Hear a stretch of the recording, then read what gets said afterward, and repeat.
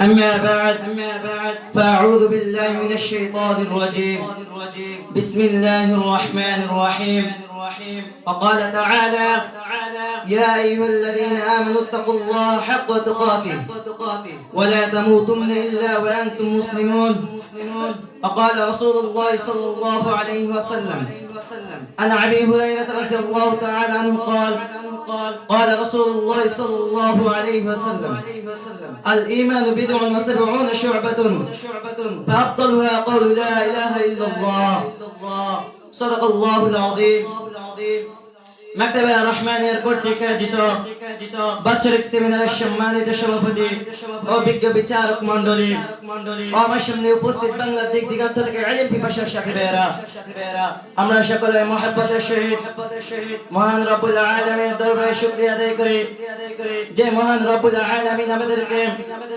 দীর্ঘ 1 বছর যাবত পড়ালেখা করার পর এই ইলমগুলো কিভাবে মানুষের মাঝে প্রচার প্রসার করা যায় তা নিয়ে একটি দ্বীনি সেমিনারে আসার মতো তৌফিক দান করেছেন।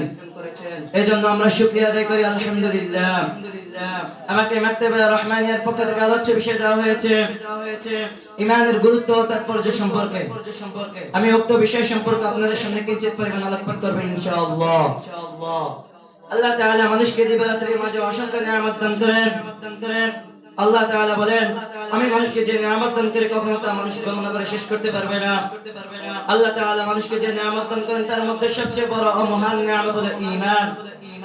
আল্লাহ তাআলা যাকে ঈমান দান করেছেন সে সফল কাম, সে ঈমানের বিনিময়ে জান্নাতে প্রবেশ করতে পারবে।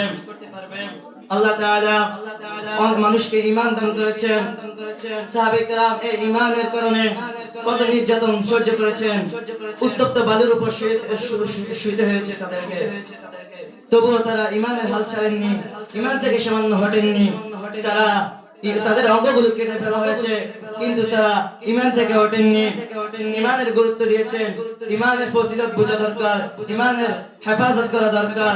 আমাদের ঈমানের হেফাজত করা দরকার। প্রিয় উপস্থিতি, ঈমানের হেফাজত কি পরিমাণ করা দরকার? যদি আপনার কাছে লক্ষ লক্ষ টাকা থাকে, আপনার কাছে কোটি কোটি টাকা থাকে, আপনার কাছে স্বর্ণ থাকে, আপনার কাছে গহনা থাকে, আপনি এই স্বর্ণ গহনা টাকা পয়সা নিয়ে আপনার নদীর ওপর পার হতে হবে। আপনি এই স্বর্ণ গহনা নদী পার হওয়ার জন্য আপনি কত না চেষ্টা করবেন, এগুলো এগুলো হেফাজত করার চেষ্টা করবেন, বারবার চিন্তা করবেন হায় কোন সময় আমার এই সম্পদ কোন জলদস্যুর দ্বারা আক্রান্ত হয়, অথবা কোন বড় প্রাণীর দ্বারা আমার এগুলো আক্রান্ত হয়, অথবা নদীর ঢেউ এসে নৌকায় ডুবে যায়।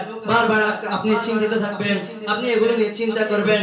চিন্তা করে যখন আপনি আপনার নিজ গন্তব্যে পৌঁছতে পারবেন তখন আপনার থেকে কতই না ভালো লাগবে। তেমনি ভাবে যখন কোন ঈমানদার ব্যক্তি ঈমানের হেফাজত করে, শয়তানের ধোঁকা থেকে ঈমানকে হেফাজত করবে, ঈমানের হেফাজত করে যখন সে আল্লাহ তাআলার দরবারে দাঁড়াবে তখন দেখেন সে কতই খুশি হবে, আল্লাহ তাআলা তাকে জান্নাত দান করবে। তাই ঈমানের গুরুত্ব দিতে হবে। প্রিয় উপস্থিতি, ঈমানের গুরুত্ব দেওয়া আমাদের জন্য লাজিম।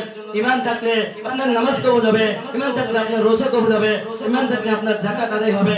আর যদি ঈমান না থাকে আপনার নামাজ কবুল হবে না, আপনার রোজা কবুল হবে না, আপনার যাকাত আদায় হবে না। তাই ঈমানের গুরুত্ব দিতে হবে।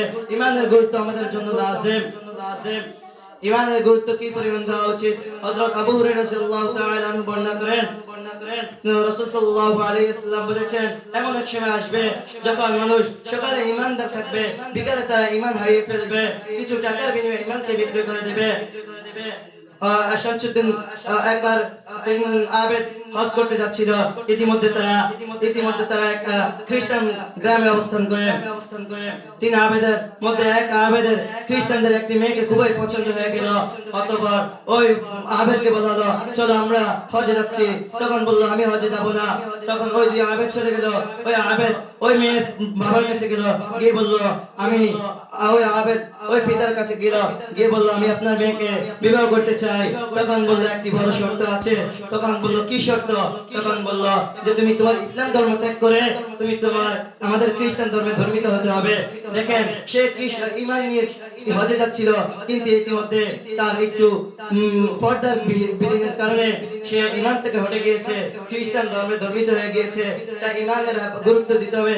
আপনার ঈমান থাকলে আপনাকে যদি মুনকার নাকির প্রশ্ন করে মার রব্বুকা, তোমার রবকে, আপনার ঈমান থাকলে আপনি বলতে পারেন রব্বি আল্লাহ আপনাকে যদি প্রশ্ন করা হয় ওমান দীনুকা তোমার ধর্ম কি আপনি বলবেন দীনি আল ইসলাম আপনাকে যদি প্রশ্ন করা হয় ওমান নবিয়ুকা তোমার নবীকে আপনি বলবেন নবী সাল্লাল্লাহু আলাইহি ওয়াসাল্লাম তাই আমাদেরকে প্রিয় উপস্থিতি ঈমানের গুরুত্ব দিতে হবে ঈমান নিতে হবে কিছু কিছু কারণ আছে যেগুলোর কারণে ঈমান ভেঙে হয়ে যায় ঈমান ভঙ্গ হয়ে যায় এক নম্বর কারণ আপনি আল্লাহকে বিশ্বাস না করলে আপনার ঈমান থাকবে না আপনি নবীকে অবিশ্বাস করলে আপনার ঈমান থাকবে না আপনি যদি কোনো ফেরেশতাকে অস্বীকার করেন আপনার ঈমান থাকবে না আপনি যদি যাকাতকে অস্বীকার করেন আপনার ঈমান থাকবে না আপনি যদি আল্লাহর কোরআনকে অস্বীকার করেন আপনার ঈমান থাকবে না আল্লাহর পক্ষ থেকে আদিষ্ট আপনি যদি ফেরেশতাদেরকে অস্বীকার করেন ঈমান থাকবে না কিতাব সমূহকে অস্বীকার করলে ঈমান থাকবে না তাই ঈমানের প্রতি গুরুত্ব দিতে হবে এবারে আমার সংক্ষিপ্ত বক্তব্য শেষ করছি ওয়া আখির দাওয়ানা আলহামদুলিল্লাহি রাব্বিল আলামিন